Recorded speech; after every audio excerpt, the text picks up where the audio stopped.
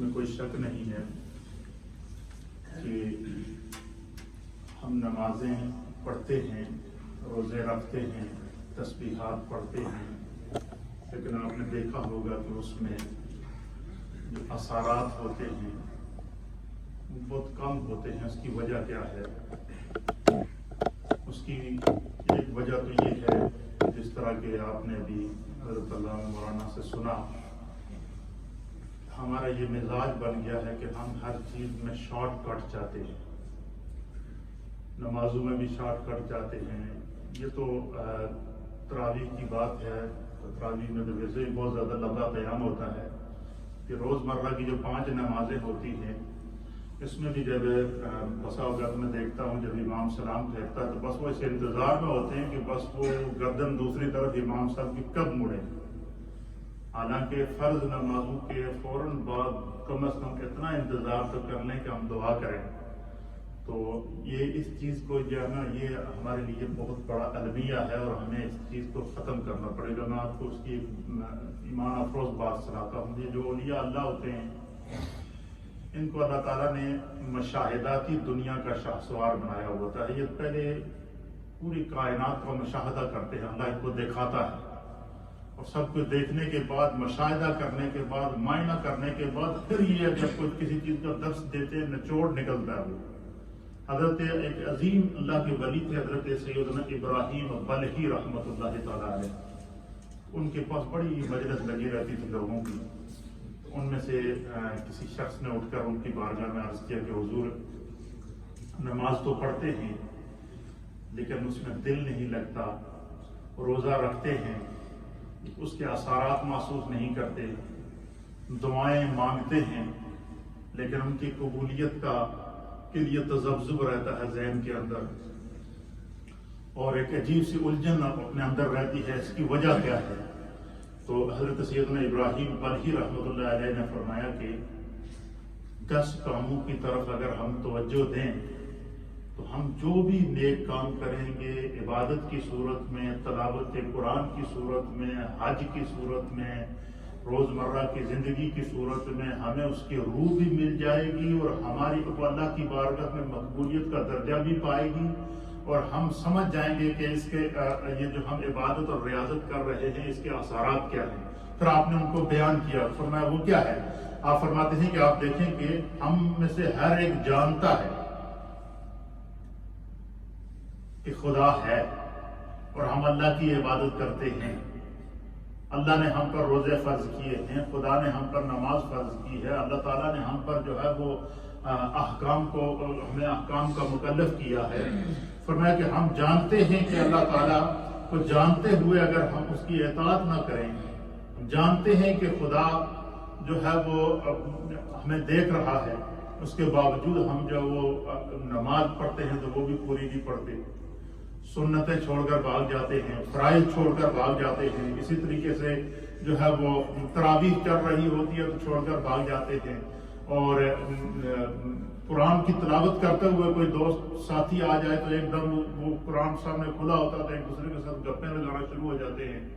تو آپ فرماتے ہیں کہ ہم یہ جانتے ہیں کہ خدا ہے اور اس کے باوجود اس کی اطاعت نہیں کرتے، جاننے کے باوجود اگر ہم اللہ کی اطاعت نہیں کریں گے، اس کے حکم کو نہیں مانیں گے، اور اس نے جو ہم پر عبادت کو فرض کیا ہے اس کی روح کو نہیں سمجھیں گے، تو پھر ہماری وہ عبادت کیسے اللہ کی بارگاہ میں قبول ہوگی؟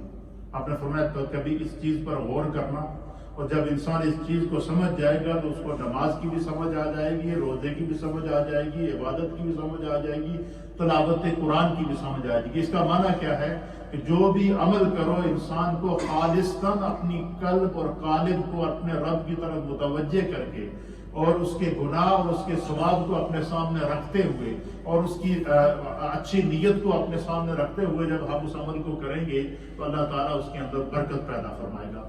آپ فرماتے ہیں کہ دوسری ہمارے اندر کمزوری کیا ہے؟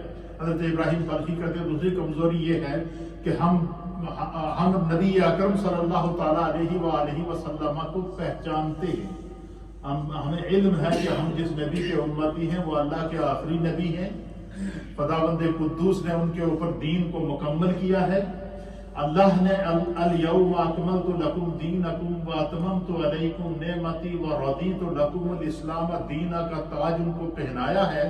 فرمایا ہم رسول اللہ صلی اللہ تعالیٰ علیہ وآلہ وسلم کو پہچاننے کے باوجود ان کی سنت اور ان کی سیرت اور ان کی اطاعت اور ان کی پیروی نہیں کرتے. اب مجھے بتائیں نماز کے بعد جو سنت مؤکدہ پڑھی جاتی ہیں یا سنت غیر مؤکدہ پڑھی جاتی ہیں یا جو نوافل ادا کیے جاتے ہیں یہ کس کا طریقہ ہے؟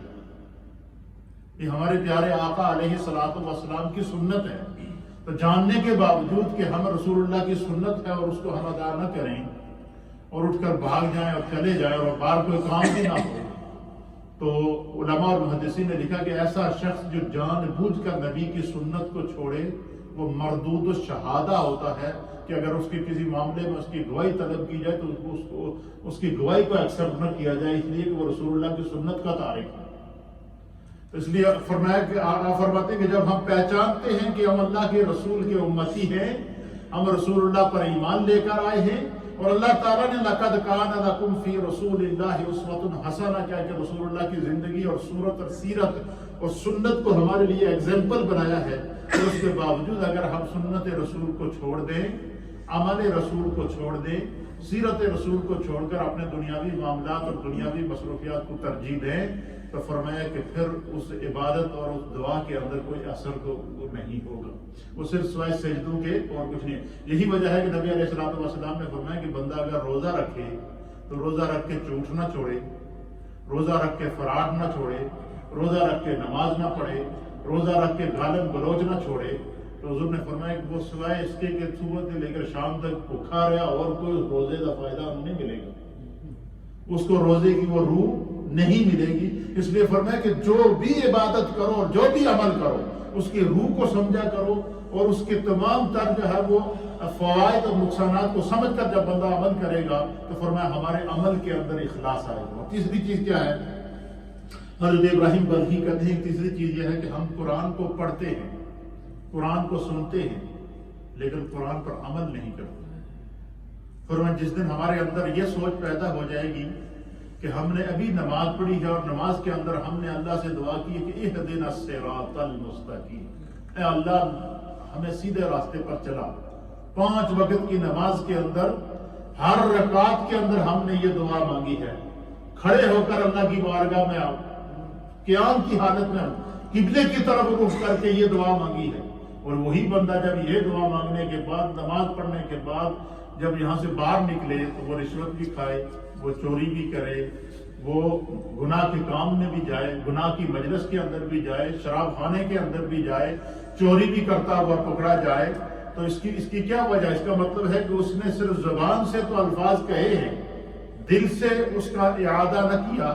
اس لیے حضرت ابراہیم بلخی رحمۃ اللہ تعالیٰ علیہ فرماتے ہیں کہ جب بندہ جس چیز کا اس کو علم ہو، چاہے وہ ایک آیت کا ہی علم کیوں نہ ہو، اور میں ایک دفعہ زندگی میں اتنی نیت تو کر لے یار کہ خدا نے فرمایا کہ سیدھے راستے پہ چلو، میں ایک دن تو سیدھے راستے پہ چل کے دیکھوں. اور فرمایا جڑا بندہ نماز کا پابند ہو جائے تو پھر وہ اللہ تعالیٰ کے حصار میں آ جاتا ہے. کیا ہوتا ہے؟ ان الصلاۃ تنہا عن الفحشاء والمنکر. پھر وہ نماز کی ایسی لذت اللہ اسے عطا فرماتا ہے کہ زبان گناہوں سے بچ جاتی ہے، بری باتوں سے بچ جاتی ہے، بے حیائی سے بچ جاتی ہے، عریانی اور فحاشی سے بچ جاتی ہے. فرمایا کہ جو بھی علم جانتے ہو، حضرت ابراہیم بلخی کہتے ہیں کہ کوشش کرو کہ اس کے اوپر ایک دفعہ زندگی میں عمل کرو. یہ نیت تو کر لو، کیا پتہ یہی عمل ہماری بخشش کا ذریعہ بن جائے. ہم عمل کرتے ہیں لیکن نیت نہیں کرتے، عمل کرتے ہیں لیکن ہمیں آخرت کی فکر نہیں رہتی. اور چوتھی چیز کیا ہے؟ آپ فرماتے ہیں کہ ہم اللہ تعالیٰ کی نعمتیں کھاتے ہیں. لیکن اللہ تعالیٰ نے دن ہم صبح اٹھتے ہیں تو ناشتہ ہمارا تیار ہوتا ہے، بھوک لگتی ہے تو کھانا تیار ہوتا ہے، پورا دن مصروف رہتے ہیں، شام کو آتے ہیں تو کھانا تیار رہتا ہے. کہیں آپ جائیں تو طرح طرح کی نعمتیں. اور رمضان میں تو ویسے بھی آپ دیکھیں کہ ایک دسترخوان کے اوپر ہر گھر کے اندر کتنی خدا کی نعمتیں ہیں، کتنا اللہ کا رزق جو ہے اللہ تعالیٰ کی طرف. کیونکہ حضور علیہ الصلوۃ والسلام نے فرمایا کہ رمضان دے مہینے دی اتنی برکت ہے کہ اس مہینے کے اندر کیا ہوتا ہے؟ اللہ تعالیٰ مومن کے رزق کو بڑھا دیتا ہے. فرمایا کہ ہم اللہ کی نعمتیں کھاتے ہیں لیکن اس کا شکر ادا نہیں کرتے، بھول جاتے ہیں. اس لیے فرمایا کہ جب بھی کوئی نعمت ملے تو اس پر خداوند قدوس کی بارگاہ میں شکر ادا کیا کرو۔ اور پانچویں چیز کیا ہے؟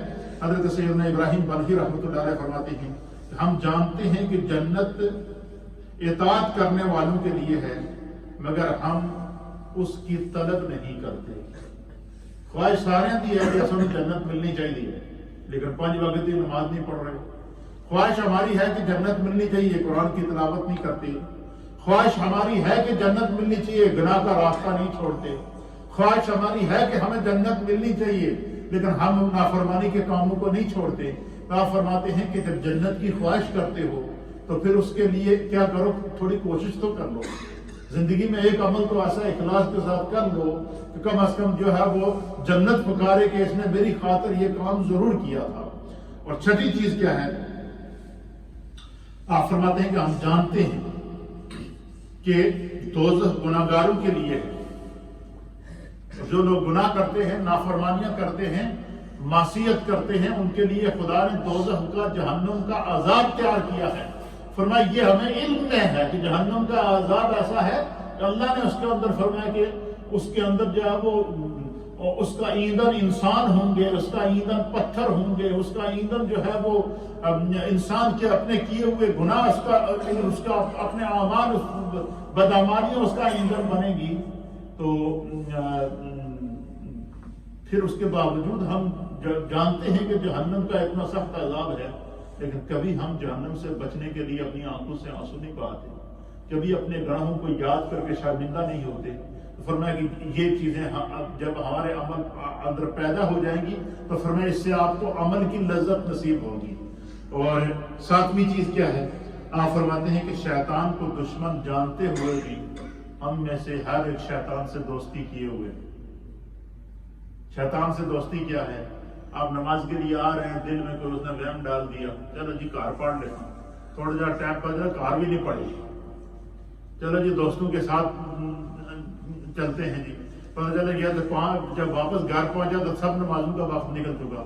حضرت ابراہیم بلخی کہتے ہیں کہ ہم جانتے ہیں کہ اللہ نے فرمایا کہ ان الشیطان للانسان عدو مبین، کہ یہ شیطان انسان کا کھلا ہوا دشمن ہے۔ اور اللہ تعالیٰ نے تیز دل سڑے آتے اور آسانی کر دیتی ہے، روزے میں سنگلا نال جکڑ دیتا گیا، باندھ دیا گیا، رمضان میں شیطان کو قید کر دیا جاتا ہے۔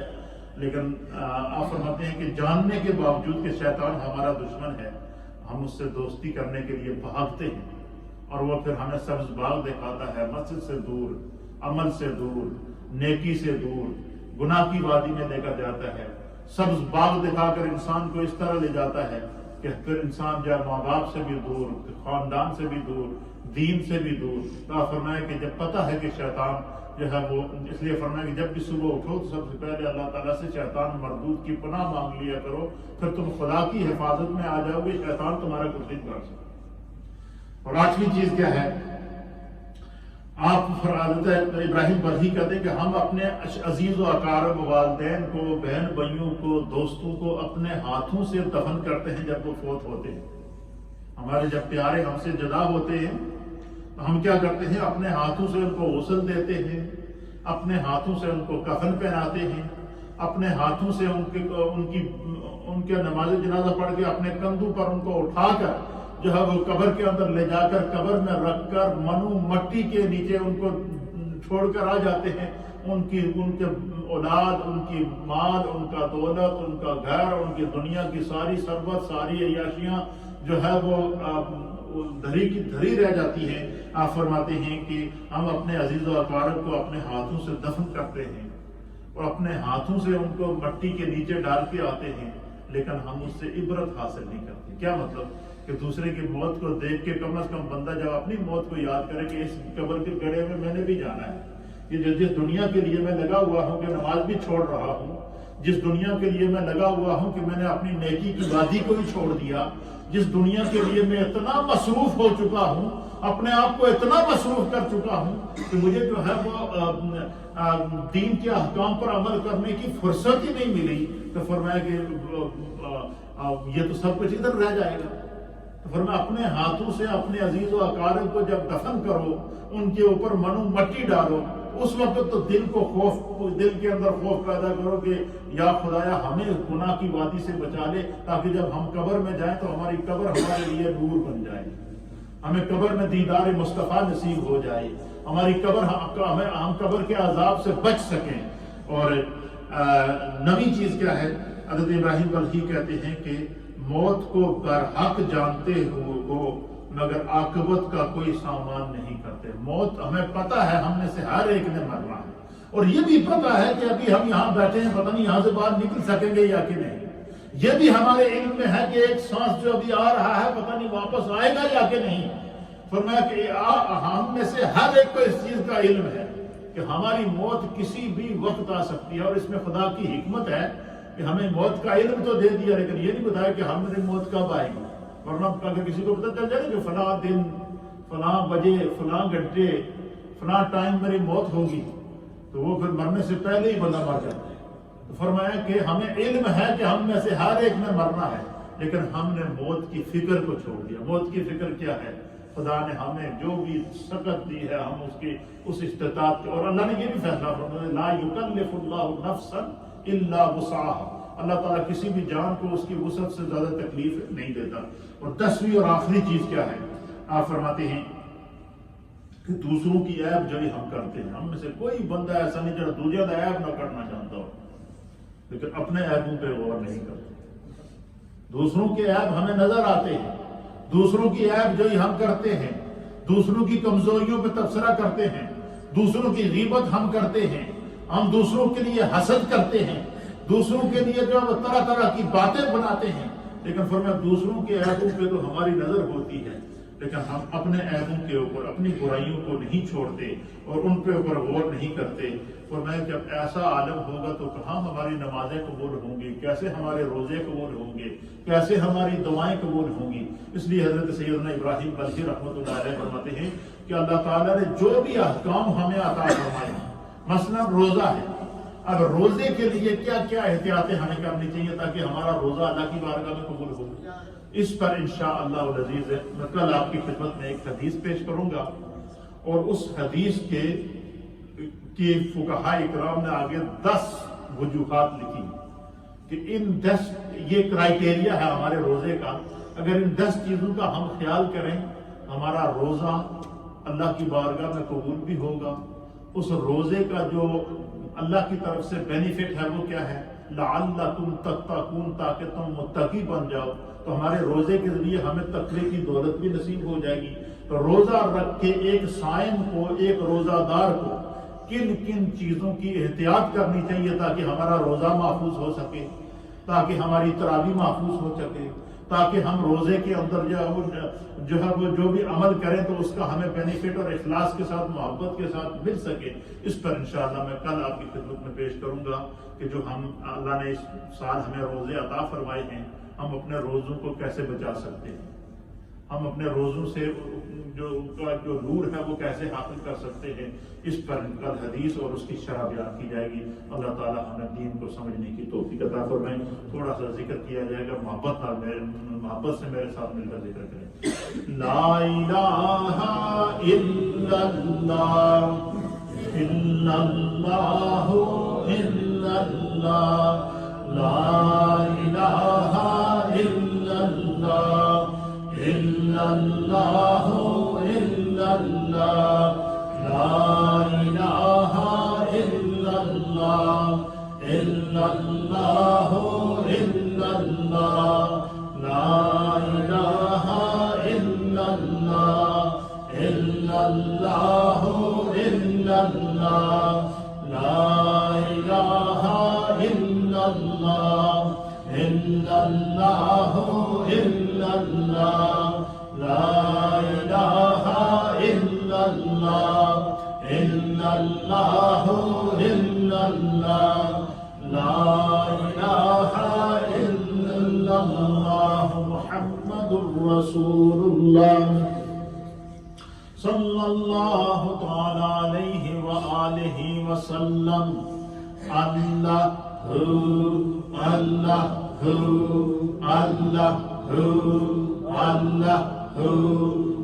اللہ اللہ Allahu, Allahu, Allahu, Allahu, Allahu, Allahu, Allahu, Allahu, Allahu.